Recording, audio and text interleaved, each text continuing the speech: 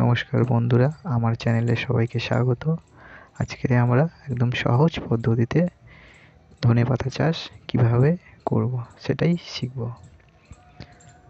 তো প্রথমে আপনার বাজার থেকে বীজ সংগ্রহ করে নিলেন। সংগ্রহ করার পরে আপনারা বীজটিকে আধা ভাঙা করে ভেঙে নেবেন। ভেঙে নিয়ে বীজটিকে 5 থেকে 6 ঘন্টা আপনারা ভিজিয়ে রাখবেন। ভিজিয়ে রেখে আপনারা মাটি প্রস্তুত করে নেবেন। মাটি প্রস্তুত করার পরে তারপর বীজটিকে আপনারা রোপণ করবেন।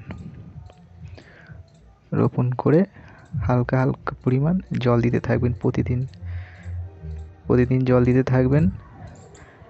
এই বীজটি আমি 10 দিন আগে রোপণ করেছিলাম। 10 দিন পরে দেখতে পাচ্ছেন বীজ থেকে কীরকম গাছ বেরিয়েছে। তা আপনারা এইরকম প্রতিদিনই হালকা হালকা করে জল দেবেন, একদম বেশি দেবেন না। এটি 20 দিন পরে আপনারা দেখছেন কত বড় বড় হয়ে গেছে।